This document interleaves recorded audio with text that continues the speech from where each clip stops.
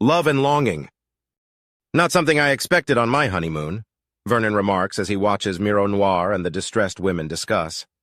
The day had barely begun, and not 10 minutes ago, a frantic Apuk woman had beelined at them. Miro Noir had stepped in front, and the women had instantly grabbed on and started begging for help.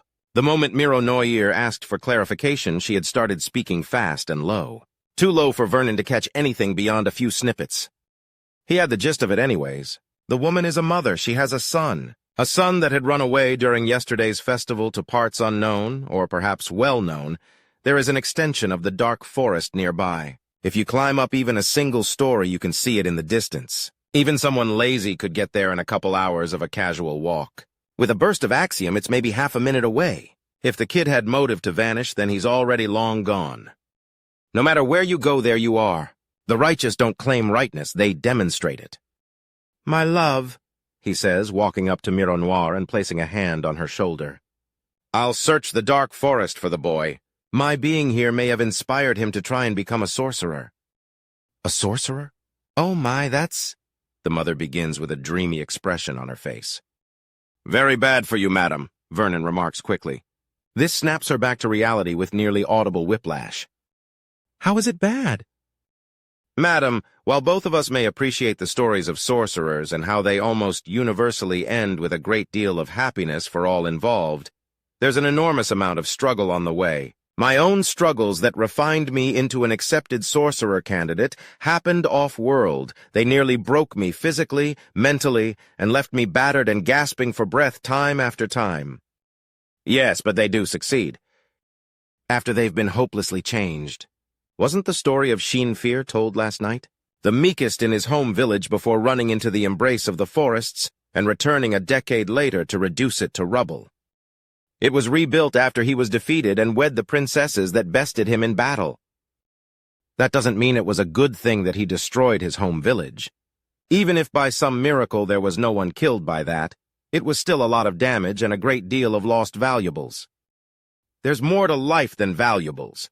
The mother scolds him and he frowns. "You're missing the point entirely," Vernon returns as he sees Miro Noir's eyes widen.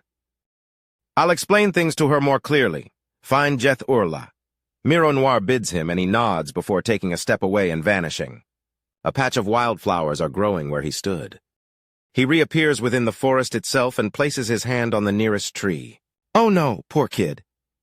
Fears confirmed, he starts walking through the forest and is very quick to find a place where the branches above drift ever so apart to allow in much more light than normal. A single golden beam of sunlight pours down to illuminate a small Apuk boy, curled in on himself and sleeping fitfully on a moss-covered boulder. Tiny sobs rack his frame as whatever dream or memory he's caught in is far from pleasant. He gently unzips his soft jacket and lays it down over the boy. If he's asleep, then he likely spent the night. The sobbing peters off after a few moments and he starts breathing much deeper and more completely. Vernon quietly brings out his phone and takes a few steps away from the boy. "Hello, my love? I found him. He's taken the first step to becoming a sorcerer and is resting," Vernon says into the communicator. "Is he all right?" she asks gently. "He seems to be. He'll likely be hungry, however. Could you fetch some of the leftovers from the feast? Something tasty for him to wake up would likely help him remain calm." He asks her, and there's the sound of something moving. "We're on audio only. I can't see you nod." "Then how did you know?" she asks in an amused tone. "I know you." "Is young Mr. URLO all right?" she asks after a moment. "Physically, he's only a little dirty, but he's taken the first step. The forest will protect him now, and taking him out of the woods against his will shall require entire armies," Vernon answers. "But he's safe?" "Very safe. If I leave him now, he'll survive. But we're in the prologue of one of those older stories. My love, this boy's 5 years away from returning with vengeance in his heart and the world shattering in his wake. Do you have a plan?" "First things first, I'm going to talk to him. See if I can help him with words alone. Of course, I'm going to have to wait for him to wake up first. If he's overtired with the forest looking to keep him safe, then moving him isn't the best idea," Vernon says. "Right, okay. I'll get some food together. Will you meet me at the edge of the forest?" Miro Noir asks, and he crouches down to put his hand on a protruding root. A path will open in the woods, wide enough for you to walk without issue. It will lead you here easily. All right, I'll see you soon, Mironoir promises, and the call ends. Vernon tucks the communicator away and runs a hand through his hair in thought. He takes a few steps away and leans against the nearest tree as he thinks. The situation isn't something he's not ready for. Not fully ready for, either. He had been hoping for a few more weeks of honeymoon before actually getting started on the hidden village.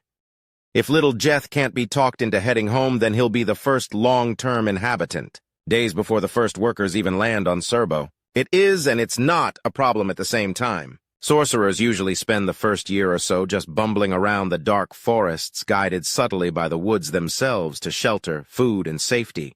It generally takes that long for all delusions to wear thin, and all expectations of society's comfort to wear away. Even with the woods helping, living in the wilds toughens them up, fast.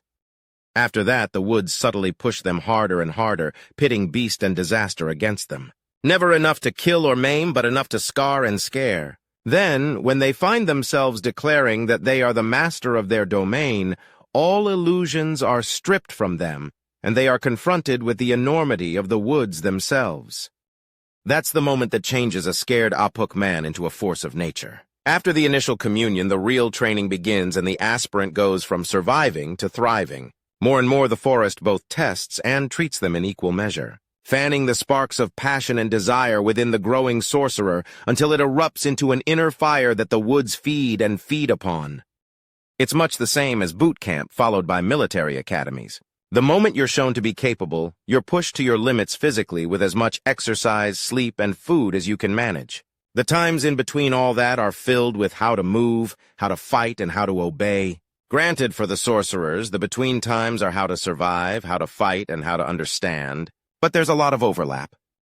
The wait continues for a while when suddenly the forest whispers and the forest parts at the far end the copse.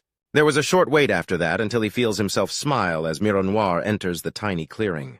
Then his expression falls as he sees Jeth Urla's mother behind her. "What's—" Mironoir's question is cut off as the mother gives out a cry and rushes out from behind her. The sound startles the boy awake and he rushes into a path that opens just for him into the deeper woods. "I need to get that coat back. I've got a weapon in there," Vernon notes wryly. "Why was it on my son? In case he was cold? It's still a coat no matter what's in the pockets," Vernon protests. He runs a hand over his face and thinks, "Well, clearly he doesn't want to see you, ma'am.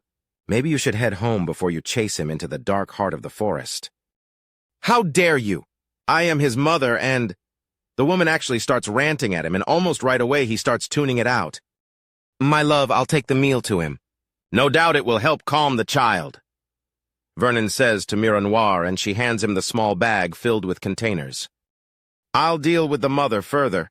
Clearly she hasn't let it sink in yet that this is not a normal situation," she promises him, and he smiles somewhat guiltily. "Sorry for leaving you with the harder work," he mutters, and she giggles. He says as he's about to go racing into the deepest, darkest woods after an aspiring sorcerer while his main weapon is in the child's possession. "In here the woods themselves are my weapon, and my advisor and confidant. Believe me, my love, I will be very safe," he promises her. "That's all I need. Go help the child." She bids him, and he kisses her on the cheek before a rush of wind blows a small curtain of leaves around him, and he's gone as they fall to the ground. Deep in the dark forest.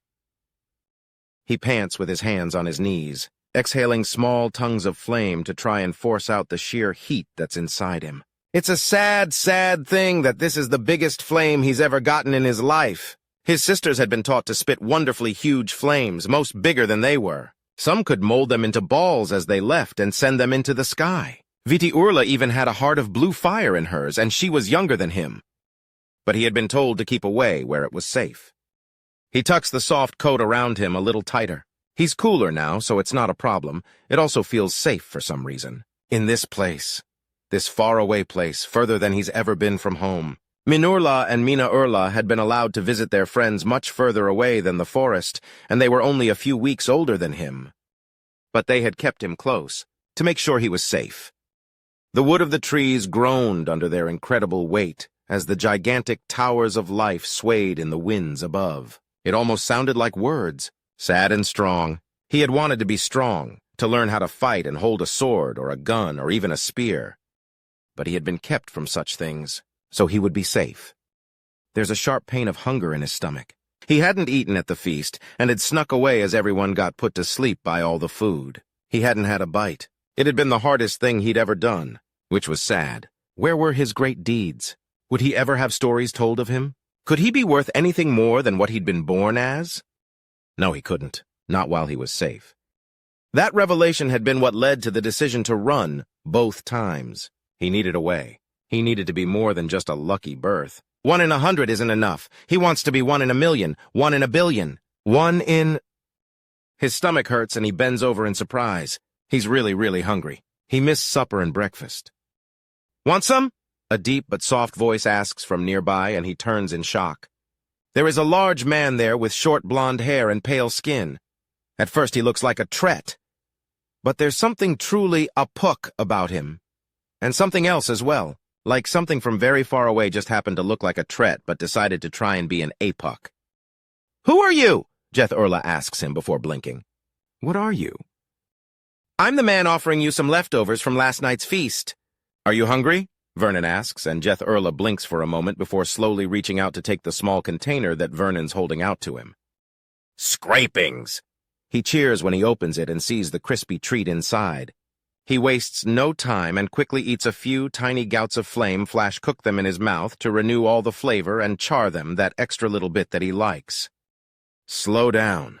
No one's taking it from you, and choking tends to ruin a meal, Vernon says gently as he glances further into the small glade the forest had led the boy to. It's a wonderful place with moss-covered ground, a small clear creek, and numerous stones and fallen branches to make a shelter with. Clearly, the forest intends for this to be the boy's bedroom, for lack of a better term. Who are you? Jeth Urla asks again, and Vernon smiles. I'm Vernon Shea, a soldier of the Undaunted, a self-taught scholar of axiom and a sorcerer, he says, and Jeth Urla stares at him goggle-eyed. You're a sorcerer? But I thought only Apuk could be sorcerers. No, sorcery is about wisdom and learning certain lessons and understanding certain wisdom. I've learned those lessons and understand the wisdom well. And why are you here? You need help and I want to help. I think that's a pretty good start, don't you? Vernon asks, and a bitter look crosses Jeth Urla's face. And how can you help? Can you turn boys into sorcerers? Teach me how to fight and use axiom and be stronger than my family? He asks in a spiteful tone. Yes, Vernon answers simply. What? He asks in shock. You have 2 choices. Go home or go big. Go home, and this is all just a story that might even be forgotten in a year or 2. Go big? Well, it's a bit earlier than I thought it would be, but I can make it happen. I can teach you how to move, how to fight, how to think and escape and survive and thrive, so that wherever you go, you're the thing that people need to be safe from, Vernon explains to his fascinated audience. I can teach you of history and tactics, so the lessons of the past will give you strength in the future. I can teach you language and psychology, so that the minds of others become plain to you. I can teach you how to look and listen so you can see and hear things others do not. Really? Really. If you don't want it, then that's not a problem. I can get you home in moments. But no matter what I will be teaching someone, a great many someones and a great many of them will go on to teach themselves. Because I'm starting something. Something so that people like you, those who feel like they have so few choices, have one more. What? I misspoke earlier. There are actually 3 options. You can go home, you can stay here, or you can help me build the Hidden Village and become one of its first students. The Hidden Village? A place where people are taught sorcery as well as a fair number of tricks and tools of our own as well. What do you think? You want to go home? Fine. You want me to go home? Fine. You want me to help you make a new home? Fine. Is this real? The Empress herself wants me to make the Hidden Village. Oh, and I'm sure she told you that herself, Jeth Urla grumps and Vernon chuckles. What's so funny? She did. And when did you meet her? Not long after I deliberately broke my own armor in a shellcracker tournament to prove a point. When did you do that? Jeth Urla demands, and Vernon chuckles. He then pulls out all the containers and puts them in front of the child. Best for you to eat while I explain. The story's a little long, Vernon says, and Jeth reaches for the nearest one. Now, to begin with, my kind, the humans live deep in cruel space. The Dauntless. Gentlemen, I'm glad you could arrive on such short notice, Admiral Cistern says, as the two members of the Nerd Squad enter his office and snap off a pair of salutes. Both men are smiling widely and likely will require blunt force trauma or large doses of tranquilizers to get them to stop. While I'm always pleased to hear that you have successfully researched and put new pieces of information into practical use, immediately getting a report of two of my men having a life-and-death battle in a public park puts a damper on it. Sir, we were completely safe the entire time. It was well tested and just a bit of harmless fun, one of the two nerds states. Sergeant Finley. Sergeant Stone, appearing on the local news as you wage a one-man war against each other with plasma swords is not harmless fun, Admiral Cistern remarks coolly. It is now, sir. As our report claimed, the Axiom brands are ready for use in the field. This was our last test after our last test, Stone remarks, and Admiral Cistern raises an eyebrow before pressing a button. A screen reveals itself in his desk, and it begins to show a sweeping camera view of both Axiom researchers facing each other while wearing large robes as opposed to their current uniforms. The video abruptly pauses, letting all three men see the beautifully maintained park with a river running through the middle of it that they're having this bit of madness in. "Why the robes?" Admiral Cistern asks as both men take dramatic stances and unveil a plasma sword from within the folds. Drama aside, it's a large amount of effort to stitch up those robes in short order. Actually, sir, it's not. I've been working on a technique called recombination to rapidly put things together, provided you already have the materials. It's distinct from transmutation and much easier, even easier than disintegration, in fact, as well as very practical. It took 5 minutes and a basket of thrown-out second-hand clothing, Sergeant Finley explains, and Admiral Cistern's eyes widen at the implications. That will be quite useful. How close is it to being taught en masse? Admiral Cistern asks after the potential for nearly flawless recycling capabilities. Several weeks? There's a lot more testing beyond basic textiles and metals, which is where I'm at with it. Finley explains, and Admiral Cistern nods before allowing the recording to continue. The blazing white blades of the plasma are held out and both opponents begin pacing. Then the past Sergeant Stone rushes Sergeant Finley and takes a massive swing at him.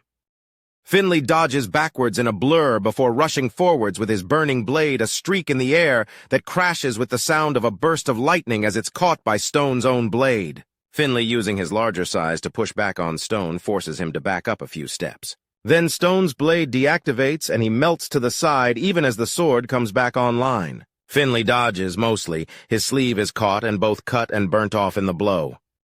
Your first success, also your last. Finley in the past states, and Admiral Cistern raises an eyebrow at the line delivery. Finley has the decency to look somewhat ashamed of himself.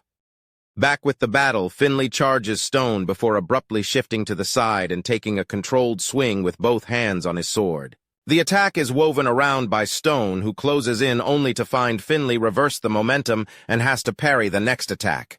He steps into Finley's space and knocks the man over. Unfortunately, the wily nerd makes use of the fact their legs are tangled to take a quick swing as his opponent and shear off a sleeve himself.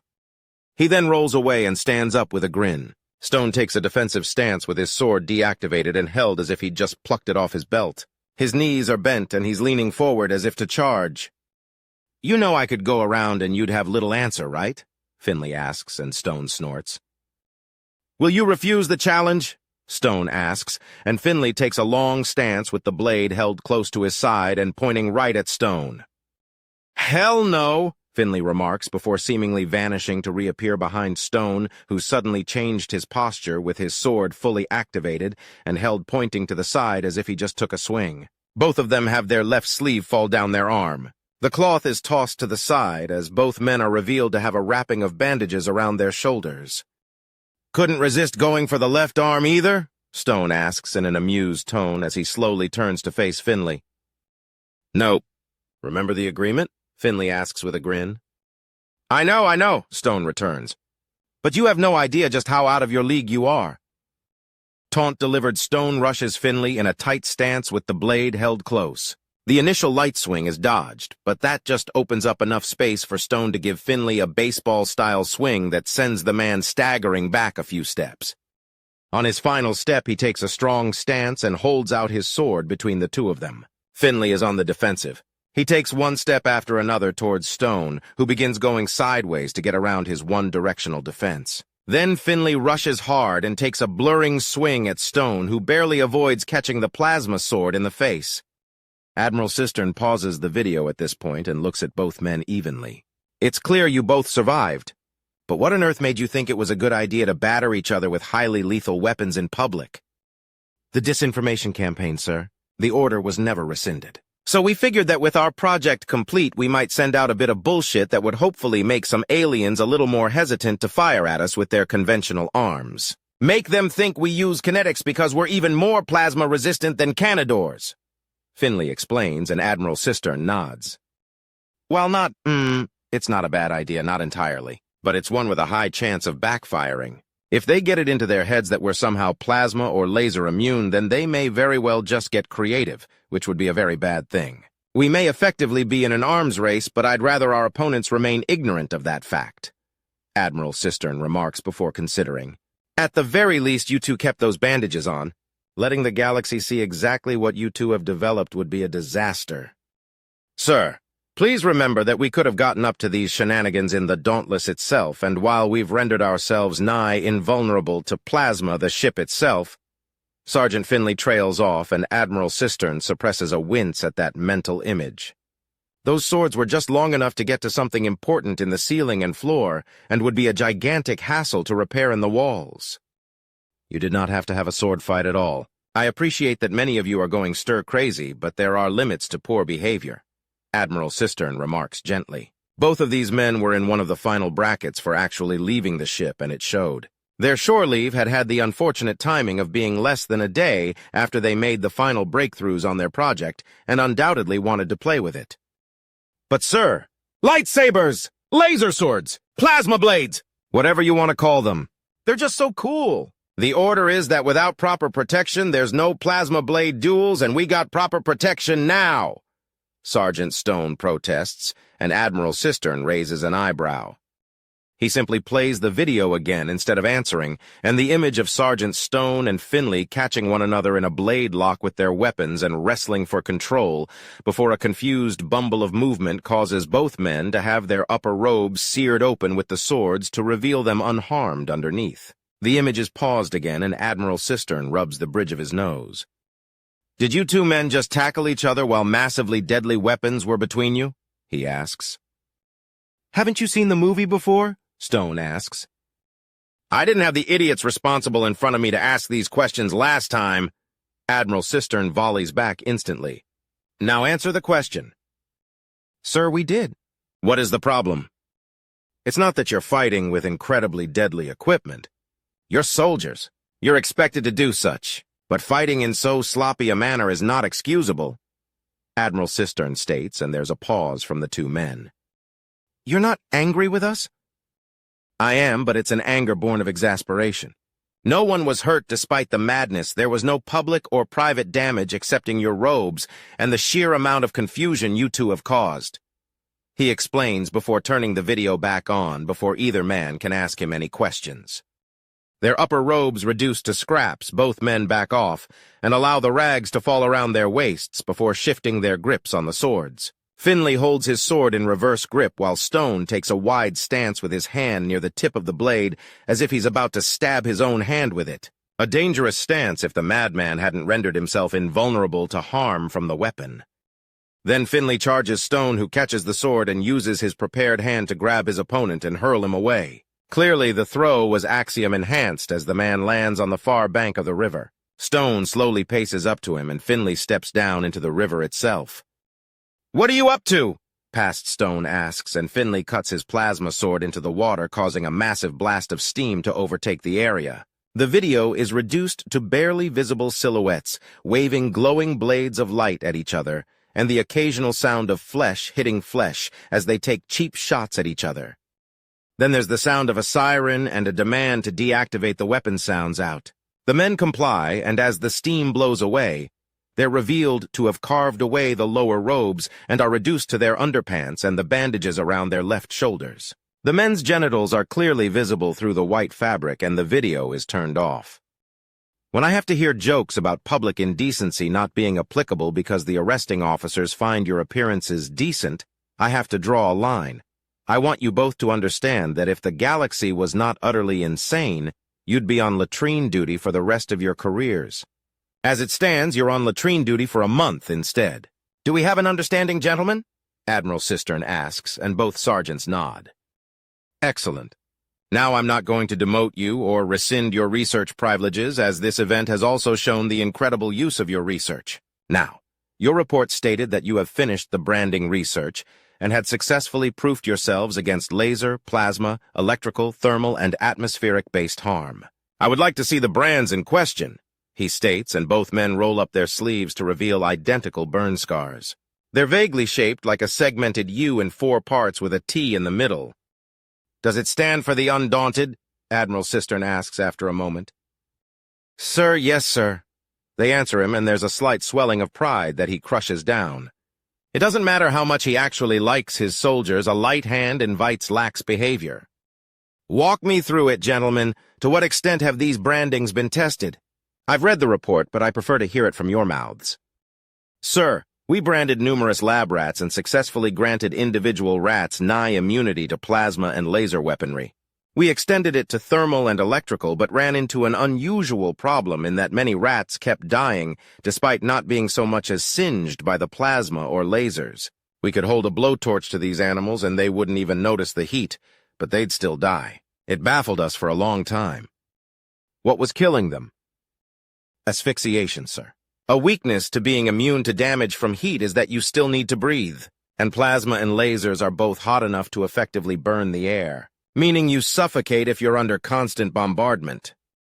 The chances of such an attack being used are extremely slim. Yes, sir. However, we figured the best way to do this would be to cover all our bases. Hence the T we added. It's the most complicated of the brands in that it keeps a tiny film of atmosphere around the lungs. It won't stop decompression. In fact, it will likely hurt you more. We're not sure exactly how bad it will be, but with these brands, we're also able to breathe underwater. We can still smell and such as the changes in the lungs, but it always comes in as clean and dry. Have you tested these full lung brands on rats in decompression? Pop, Stone says. On the upside, they can effectively be drowned with no ill effect, Finley remarks. Please tell me that you've already terminated these super rats, Admiral Cistern asks, and both men nod. We're not stupid, sir, Stone remarks. Debatable. I'll go over your report again with a fine-tooth comb. How long until these brands can be used en masse? It's going to be rare, sir. The axiom burns through numbing effects and anesthetics of any kind. No matter what, it hurts. It hurts badly, and I cannot in good consciousness endorse it being made mandatory in any capacity. Sergeant Stone states, and Admiral Cistern's eyes narrow before he turns his gaze to Sergeant Finley. I'm beside Sergeant Stone, sir. The branding process is effectively torture. I cannot condone it being made mandatory, Sergeant Finley says, and Admiral Cistern looks from one to another before nodding. Good. I want this process available, but will be asking for volunteers only, Admiral Cistern says, and both men nod. Incidentally, I've provided your contact information to the Viveler Preservation Spire Precinct Headquarters. Your arresting officers and their co-workers would like to speak with you. However, they've been informed that you will not be available until you've finished your tour of latrine duty. Sir, if we've done so well and caused so little harm, why the latrine duty? Because you two allowed yourselves to be arrested. Next time you go out and do something like this, ensure you have plasma-resistant pants as well. T-shirt, too, if you could be so bothered, Admiral Cistern says and receives a pair of salutes. Dismissed? The two men march out of the room and, after the door is closed, Admiral Cistern allows himself a few chuckles at the goofy incident. It's not wise to let the men know that you find the crazy things they do almost as amusing as they do. He then begins to reread the report the men had made about their branding research and development. The 5-part brand they have now is interesting, but could it be extended into other directions as well?